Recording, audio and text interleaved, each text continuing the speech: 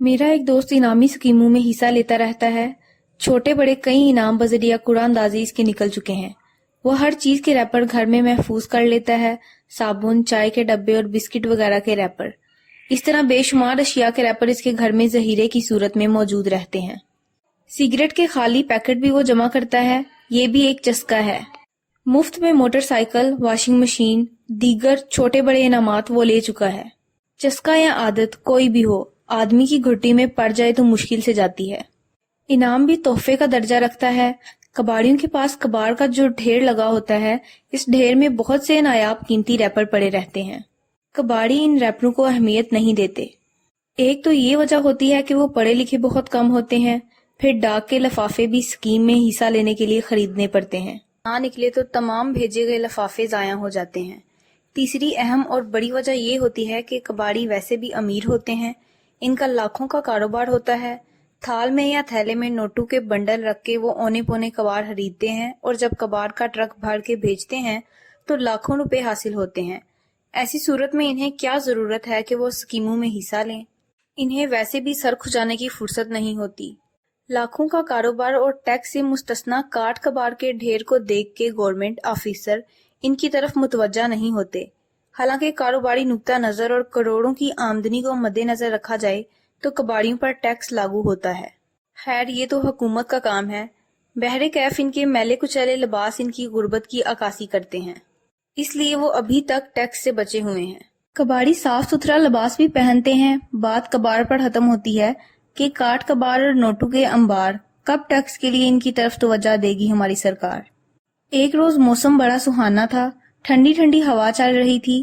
میں اور میرا دوست ایک سڑک کے کنارے مٹر گشت کرتے ہوئے سیر کے انداز میں چلے جا رہے تھے۔ چوک بازار سے پہلے دکانوں کا سلسلہ شروع ہوا تو چند کباڑیوں کے اڈے نظر آئے۔ سڑک کے ایک طرف 2 کباڑیوں کے گودام تھے، دوسری طرف 3 اڈے تھے۔ کاٹ کباڑ کا بیوپار جاری تھا۔ چھان بوڑا، ردی کاغذ والے چند ٹھیلا بان کباڑے تول رہے تھے۔ کباڑی کرسیوں پر براجمان تولے گئے سامان کا حساب کر کے رقوم ادا کر رہے تھے۔ ایک جگہ کباڑ کا بڑا سا ڈھیر پڑا تھا، اس کے اوپر معروف کمپنی کا چائے کا خالی ڈبہ پڑا تھا، بالکل نواں نکور فریش، جس کی قیمت غالباً 190 روپے تھی۔ اس طرح کے نئے ریپر میرے دوست کے لیے کسی نعمت سے کم نہیں ہوتے تھے۔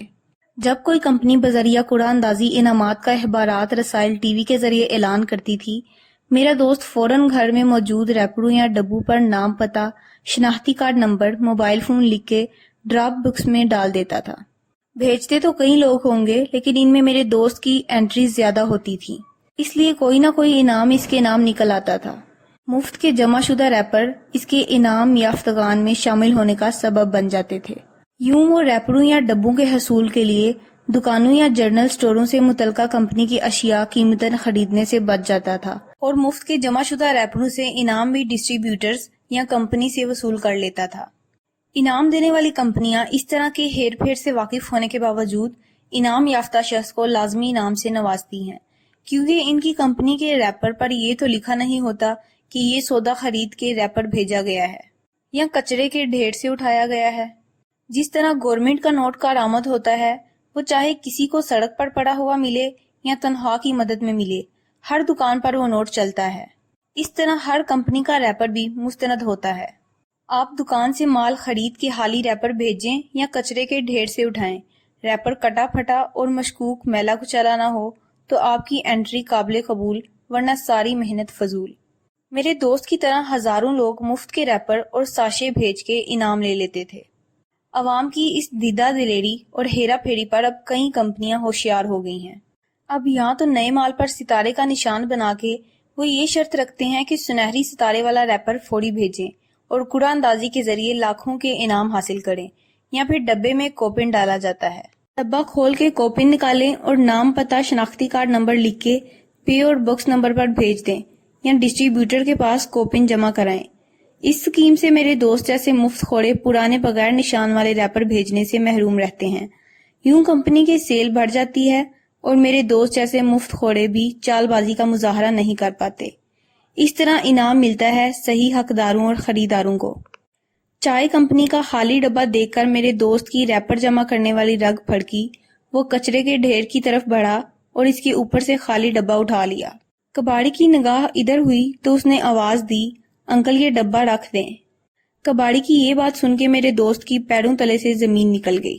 عزت سب کو پیاری ہوتی ہے، بے عزتی کا سب کو ڈر ہوتا ہے۔ کباڑی کی آواز پر دوسرے کباڑی میرے دوست کی حالت اور بوکھلاہٹ سے لطف لینے کی خاطر میرے دوست کو تکنے لگے۔ میرے دوست کی غلطی یہ تھی کہ اس نے بلا اجازت یہ حرکت کی تھی جو کباڑی کو ناگوار گزری۔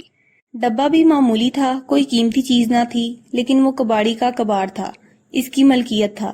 مالک کی مرضی معمولی بات پر ٹوک دے۔ کباڑی کی آواز اور دوسرے کباڑیوں کی توجہ نے میرے دوست کے اوسان خطا کر دیے۔ میرا دوست بلا کا عیار اور تیز ترار ہے۔ اچانک اس افتاد سے نمٹنے کا اس نے حل تلاش کر لیا۔ عزت بچانا اور چکر چلانا اس کے لیے لازم ہو گیا تھا۔ اس نے کباڑی کو اشارے سے اپنی طرف بلایا۔ کباڑی کرسی سے اٹھ کے اس کے پاس آ گیا۔ میں بھی دوست کے قریب جا کھڑا ہوا کہ دیکھوں تو اس معاملے کو وہ کیسے حل کرتا ہے۔ میرے دوست نے چائے کا خالی ڈبہ کباڑی کو دکھاتے ہوئے لفظ کمپنی کے نام پر انگلی رکھی اور اس سے کہا، یہ کیا لکھا ہوا ہے؟ کباڑی پڑھا لکھا تھا، پینسل کاپی اس کے پاس تھی۔ اس نے میرے دوست سے کہا، جناب یہ سپریم لکھا ہوا ہے۔ میرے دوست نے دوسرا سوال کیا، اگر سپریم کا سپ ہٹا دیا جائے تو کیا بچے گا؟ کباڑی بولا، سپ ہٹانے کے بعد ریم بچے گا۔ میرے دوست نے کہا، ریم کی رے کے اوپر کاف لگا دیا جائے تو لفظ کیا بنے گا؟ کباڑی بولا، کاف لگانے سے لفظ کریم بنے گا۔ میرے دوست نے پوچھا، کریم اور رحیم یہ دو نام کس کے ہیں؟ کباڑی بولا، رحیم میرے چچا کا نام تھا اور کریم صاحب میرے والد کا نام تھا۔ میرا دوست بولا، غلط، بالکل غلط کہہ رہے ہو، انسانوں کے نام رحیم کریم نہیں ہوتے۔ اس فانی دنیا میں جتنے لوگوں کے نام رحیم کریم ہیں، ان کے ساتھ عبدل لگتا ہے، یعنی عبد الکریم، عبد الرحیم یعنی رحیم کریم اللہ کے نام ہیں۔ یہ اس کے دو صفاتی نام ہیں۔ رحمان بھی صفاتی نام ہے۔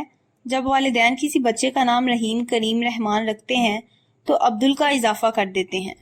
تمہارے والد کا نام عبد الکریم اور چچا کا نام عبد الرحیم ہوگا، یعنی رحیم کریم کے بندے۔ کباڑی بولا، آپ بالکل درست فرما رہے ہیں، ان کے نام عبد الکریم اور عبد الرحیم تھے۔ میرا دوست بولا، لفظ سپریم کا سیپ ہٹاؤ، رے پر کاف لگاؤ تو لفظ کریم بنتا ہے۔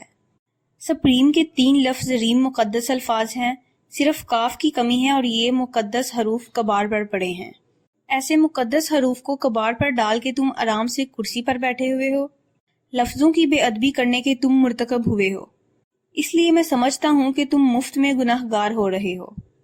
تم پر یہ لازم ہے کہ ایسے الفاظ کا احترام کرو اور ان کو بلند جگہ پر ادب سے رکھو تاکہ تمہاری نیکیوں میں اضافہ ہو۔ کیا میں غلط کہہ رہا ہوں؟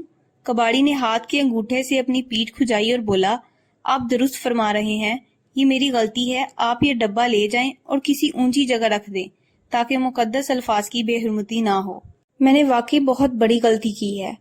ٹھیک ہے، اسے میں لے جاتا ہوں، آئندہ ایسی غلطی ہرگز نہ کرنا ورنہ گناہ گار ہوتے رہو گے، میرا دوست بولا۔ پھر اس نے کباڑی سے ہاتھ ملایا اور ہم آگے بڑھ گئے۔ میں نے راستے میں پوچھا، یہ سب کیا چکر ہے؟ میرا دوست بولا، میں یہ فلسفہ پیش نہ کرتا تو میری بے عزتی ہو گئی تھی۔ ظالم کا بچہ بڑا سیانہ بن رہا تھا۔ ڈبہ رکھ دو جی، ڈبہ واپس رکھنا میری بے عزتی تھی۔ ویسے میں نے اسے کچھ غلط نہیں کہا، مقدس الفاظ کا ادب کرنا ہم سب پر فرض ہے، میرا دوست بولا، اور میں سب کچھ سمجھ کے گردن